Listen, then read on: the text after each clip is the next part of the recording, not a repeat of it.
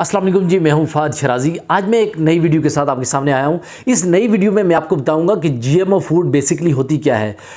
Basically इससे पहले मैं आपको एक पस मंज़र देता चलूं कि गुज़श्ता कई हफ्तों से पाकिस्तान के अंदर सोयाबीन जीएमओ बेस्ड फूड थी, उसकी इंपोर्ट के हवाले से काफ़ी बहस रही है, क्योंकि पाकिस्तान ने अमेरिकन सोयाबीन को इंपोर्ट किया और जब ये जो जहाज़ थे, 9 जहाज़, ये पाकिस्तान की जो बंदरगाह पोर्ट कासिम वहाँ पर पहुँचे तो मिनिस्ट्री ऑफ फूड सिक्योरिटी ने इन्हें डिटेन कर दिया था। डिपार्टमेंट ऑफ प्लांट प्रोटेक्शन इसमें इन्वॉल्व हुआ और उन्होंने इन जहाज़ों को क्लियरेंस नहीं दी और इन्हें डिटेन कर दिया। लेकिन इनको डिटेन करने की वजह ये मिनिस्ट्री ऑफ फूड सिक्योरिटी ने बताई कि ये बेसिकली ये जीएमओ बेस्ड फूड है और जीएमओ बेस्ड फूड जो होती है वो कार्सिनोजेनिक होती है और पाकिस्तान के कानून के मुताबिक जीएमओ बेस्ड फूड की जो है इंपोर्ट वो उस पर बैन है, लिहाजा उनको डिटेन कर दिया गया। लेकिन इसके बाद जब मामला हल नहीं हुआ, क्योंकि एक 2 महीने से ये जहाज़ डिटेन थे, तो इस मामले के हवाले से वफाकी टैक्स मोहतसिब में एप्लीकेशन फ़ाइल की गई डिफरेंट इंपोर्टर्स की तरफ से। तो वफाकी टैक्स मोहतसिब ने जो एक फ़ैसला दिया और उन्हें फ़र्स्ट टाइम कंसाइनमेंट जो है, फ़र्स्ट टाइम इन कंसाइनमेंट के हवाले से फ़र्स्ट टाइम उन्हें डिपार्टमेंट ऑफ प्लांट प्रोटेक्शन को कहा कि वो पहली दफ़ा इन कंसाइनमेंट को क्लियर कर दें, क्योंकि उनने एक और चीज़ वाज़ेह की कि तमाम डिपार्टमेंट्स जो क्लाइमेट का डिपार्टमेंट है, मिनिस्ट्री ऑफ फूड सिक्योरिटी है या दीगर कस्टम के अदारे हैं, तो उनको भी ऑन बोर्ड नोटिस जारी किए गए कि वो भी इस हवाले से कंप्लायंस अपने कंप्लायंस जो कंप्लायंस एरियाज़ हैं उनको रेगुलराइज करें। ये तो कंसाइनमेंट के हवाले से था। मैंने आपको बताया कि कंसाइनमेंट को क्लियर कर दिया गया, लेकिन बेसिकली ये कंसाइनमेंट जीएमओ बेस्ड थी। इस हवाले से इन जीएमओ बेस्ड फूड के हवाले से क्यों श्योर किया गया कि बेसिकली इन जीएमओ फूड होती क्या है, इस वाले से मैं आपको बताता चलूँ कि जीएमओ बेस्ड फूड ऐसी खुराक होती हैं, ऐसी क्रॉप्स होती हैं जिनकी जो जेनेटिक स्ट्रक्चर होता है उसके अंदर अननेचुरल मीन्स के ज़रिए मॉडिफिकेशन की जाती है। अननेचुरल मीन्स कौन कौन से हो सकते हैं? वो मॉडिफिकेशन हो सकती है, वो इन टर्म्स ऑफ फर्टिलाइजेशन हो सकती है, या in terms of genetic engineering हो सकती है, या रेप्लिकेशन हो सकती है। तो ऐसे ही ये जो सोयाबीन इंपोर्ट हुआ अमेरिका से, तो ये सोयाबीन जो था ये जेनेटिकली मॉडिफाइड क्रॉप थी, जेनेटिकली मॉडिफाइड फूड थी और इसको अमेरिका से इंपोर्ट किया गया। याद रहे, इस वक्त पूरी दुनिया में जो टॉप जो क्रॉप्स हैं उनमें सोयाबीन पहले नंबर पर है जो जीएमओ बेस्ड फूड है। उसके बाद मेज़, कैनोला, कॉर्न है, कॉर्न है और कॉटन है। बेसिकली आपने देखा होगा बीटी कॉटन जो पाकिस्तान में अभी ग्रो हो रही है, ये भी बेसिकली जीएमओ बेस्ड फूड है और जीएमओ बेस्ड क्रॉप है और इसको भी पाकिस्तान में कल्टीवेशन की इजाज़त दे दी गई है और इस पर कुछ काफ़ी रिस्क असेसमेंट हुई, इसकी बायो सेफ्टी लेवल्स को डिस्कस किया गया, इस पर स्टडी की गई। तो उसके बाद पाकिस्तान में इसको रेगुलराइज किया गया और पाकिस्तान में इसकी कल्टीवेशन की इजाज़त दी गई।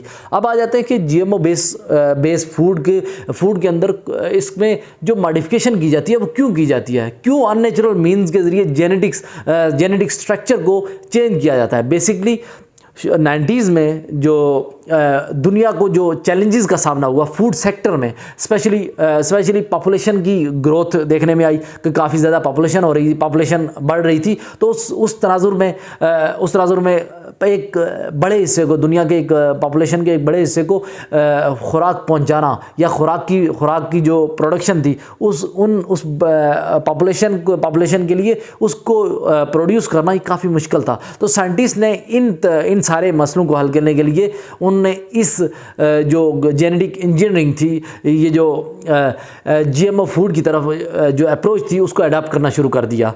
अब आपको बताते चलूँ कि ना सिर्फ पॉपुलेशन का एक बर्डन नहीं था, बल्कि उसके साथ ग्लोबल वार्मिंग थी और इसके अलावा पेस्ट इन्फेस्टेशन, पेस्ट के हवाले से पेस्ट टॉलरेंस जो थी लेवल था नेचुरल फूड का वो कम था।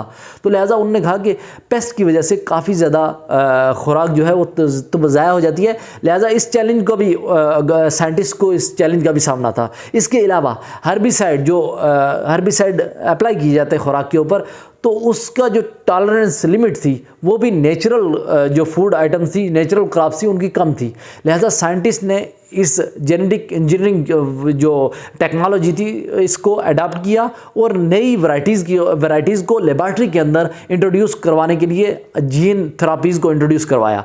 तो इसमें सबसे जो बड़े फ़ायदे, जो डिज़ायरेबल ट्रेड्स थे, वो कौन कौन से थे? बेसिकली उन्होंने ऐसी वैरायटीज़ को इंट्रोड्यूस करवाना था जिसमें जो पेस्ट रेजिस्टेंट थी, दूसरा हर्बिसाइड टॉलरेंस थी, तीसरा डिजीज़ रेजिस्टेंट। डिजीज़ जो हैं काफ़ी ज़्यादा क्रॉप्स के ऊपर अटैक करती हैं, बैक्टीरिया हैं, वायरसेस हैं, तो उन्होंने इस चीज़ को भी मद्देनज़र रखा। इसके अलावा न्यूट्रिशनल वैल्यू को इम्प्रूव करने के लिए आपने देखा होगा गोल्डन राइस जो है वो एक ऐसी जेनेटिकली इंजीनियर्ड क्रॉप है जिसके अंदर विटामिन ए की जो कंसनट्रेशन है वो ज़्यादा होती है। और बेसिकली ये जो जेनेटिकली इंजीनियर्ड क्रॉप थी गोल्डन राइस की, ये इसलिए बनाएगी कि इसमें ऐसे अफराद को टारगेट करना था जो ब्लाइंडनेस का शिकार है, जिनकी विजन जो है बहुत कमज़ोर होती है, विटामिन ए की डेफिशिएंसी का शिकार है, उनको टारगेट किया गया। तो उनको टारगेट किया गया और इस क्रॉप को इंट्रोड्यूस करवाया गया।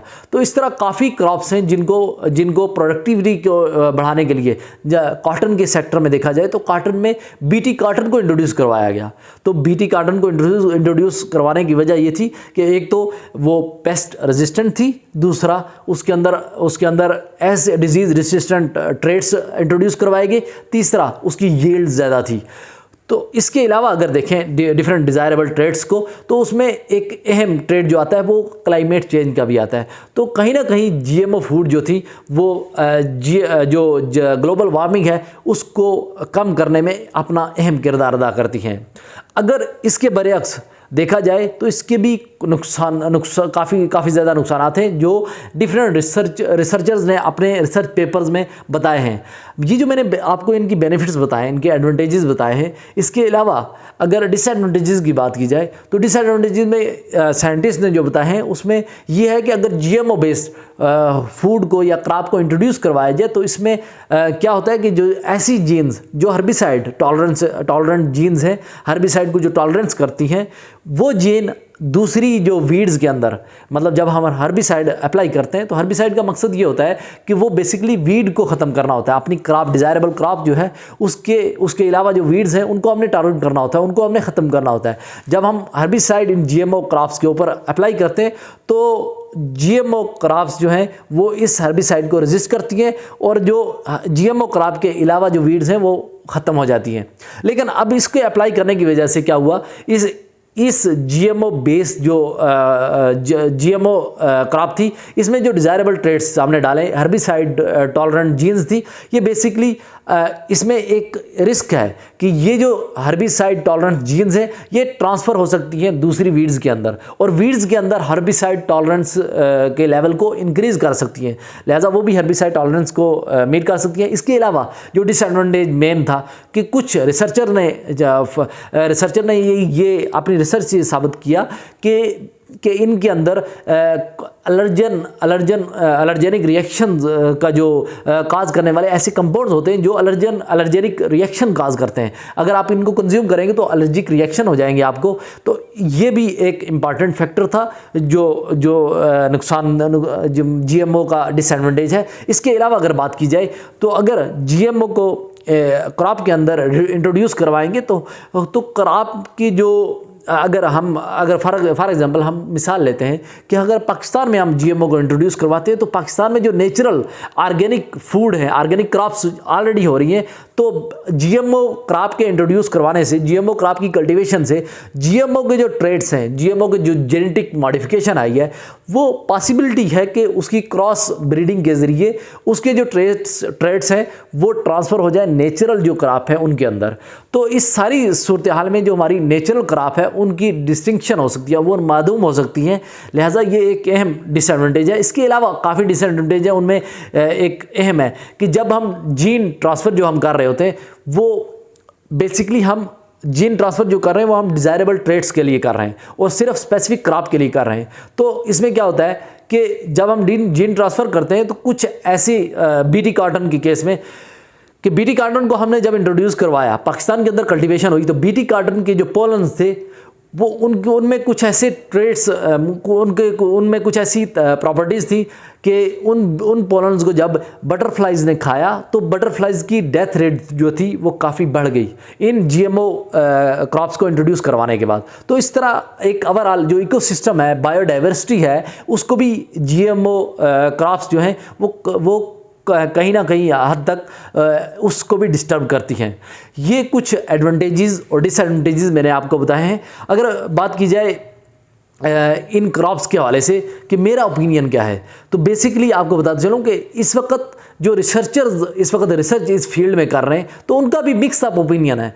वो कहते हैं कि एट द सेम टाइम वो ये भी कहते हैं कि जीएमओ बेस्ड क्रॉप्स की इस वक्त हमारे इन्वायरमेंट के मुताबिक, क्योंकि इस वक्त ड्रॉट्स और सैलिनिटी का इशू है, काफ़ी ज़्यादा क्लाइमेट चेंज का इशू है और पॉपुलेशन का भी एक काफ़ी ज़्यादा बर्डन है। तो इस सिनेरियो को देखा जाए तो इस सूरत हाल को देखते हुए हम जीएमओ क्रॉप्स की तरफ हम बढ़ सकते हैं।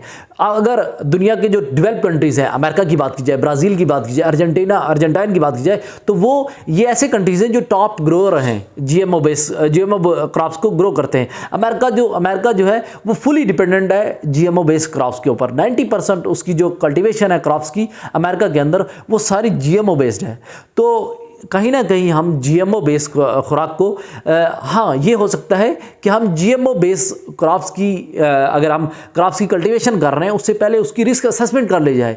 क्या वो ह्यूमन के लिए हैजर्डस है, क्या वो एनिमल के लिए हैजर्डस है। अगर सोयाबीन की बात की जाए, सोयाबीन के पाकिस्तान में कंसाइनमेंट आई है, तो अगर इन कंसाइनमेंट से पहले रिस्क असेसमेंट हो जाती, लास्ट टाइम हमने भी देखा कि सोयाबीन की डस्ट एलर्जी की वजह से काफ़ी ज़्यादा डेथ हुई थी। तो अगर इस सोयाबीन को जब हम इंपोर्ट करते हैं जीएमओ बेस्ड सोयाबीन को, तो उससे पहले रिस्क असेसमेंट कर लिया जाए। रिस्क असेसमेंट में सबसे पहले हैजर्ड्स को आइडेंटिफाई कर लिया जाए इन टर्म्स ऑफ एनिमल के हवाले से। अगर ह्यूमन कंज्यूम करते हैं उस खुराक को तो ह्यूमन के हवाले से भी उन रिस्क को आइडेंटिफाई कर लिया जाए। इसके अलावा इन्वायरमेंट का इम्पैक्ट क्या है, इन्वायरमेंट पर उस जीएमओ बेस्ड फूड का इम्पैक्ट क्या होगा, ये सारी जो है रिस्क असेसमेंट इसकी कर ली जाए, तो उसके बाद उनको क्लियर कर दिया जाए तो ये बेहतर था। लिहाजा ये एक इंपॉर्टेंट वीडियो थी जिसमें मैंने आपको जीएमओ बेस्ड फूड के हवाले से बताया, एक ओवरव्यू था। अगर आपको ये वीडियो अच्छी लगी हो तो आप ज़रूर मेरे यूट्यूब चैनल को ज़रूर सब्सक्राइब करें और हमारे साथ जुड़े रहिए।